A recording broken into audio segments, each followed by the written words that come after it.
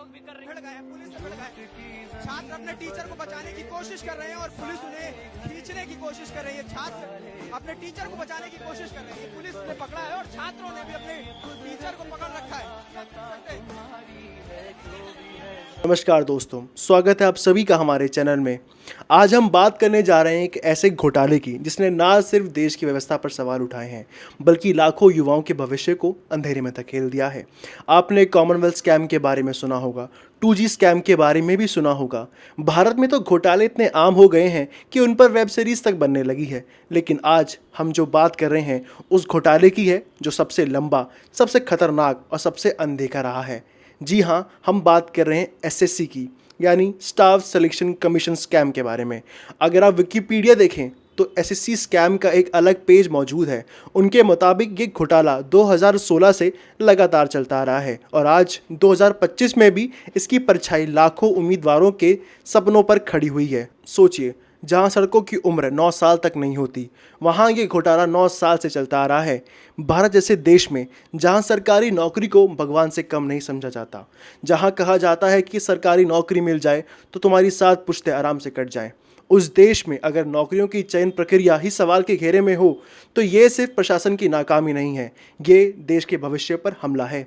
SSC के exam से 1-2 दिन पहले बस स्टैंड और रेलवे स्टेशन पर भारी भीड़ देखी जाती है। लाखों युवा अपने भविष्य की उम्मीद लेकर परीक्षा देने निकलते हैं। ऐसे में SSC की जिम्मेदारी बनती है कि वह पारदर्शिता और निष्पक्षता से परीक्षा कराए। लेकिन अफसोस, SSC बार बार इन भरोसों को तोड़ता आया है। 31 जुलाई को जो तस्वीरें हमने सड़कों पर देखी वो हिला देने वाली थी। जो शिक्षक अपने छात्रों को शिक्षा देने का काम करते हैं, वही शिक्षक जब अपने छात्रों की हक की लड़ाई के लिए सड़कों पर उतरे तो उन्हें मिला क्या? सिर्फ लाठी, सिर्फ बदतमीजी। जब एक शिक्षक का टूटा हुआ हाथ देखा तो लगा क्या यही वो भारत है जिसकी हमने कल्पना की थी? ये चोट सिर्फ शरीर पर नहीं थी, ये हर उस युवा पर थी जो मेहनत करता है, रातों की नींद गंवाकर सिर्फ एक परीक्षा पास करने की उम्मीद पालता है। ये हर उस माँ बाप का दर्द था जो अपने बच्चों के लिए एक बेहतर कल का सपना देखते हैं।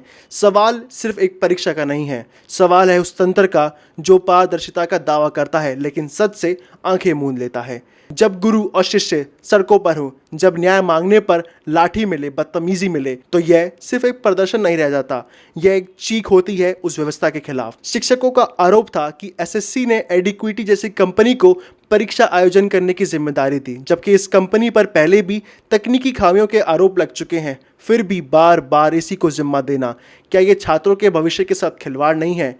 इतिहास गवाह है, जब जब भारत के युवाओं ने आवाज़ उठाई तब तब तख्ते हिली हैं, सिंहासन कांपे हैं, सरकार हिली है। हमें बचपन से यही सिखाया गया है, गुरु गोविंद दऊ खड़े काके लागू पाए, बलिहारी गुरु आपनो गोविंद यो बताए। और आज वही गुरु अपमानित हो रहे हैं, आज वही शिष्य खून से लथपथ होकर न्याय मांग रहे हैं। इसलिए हम सरकार से निवेदन करते हैं, इस आवाज़ को सुनिए, इसे अनदेखा मत कीजिए।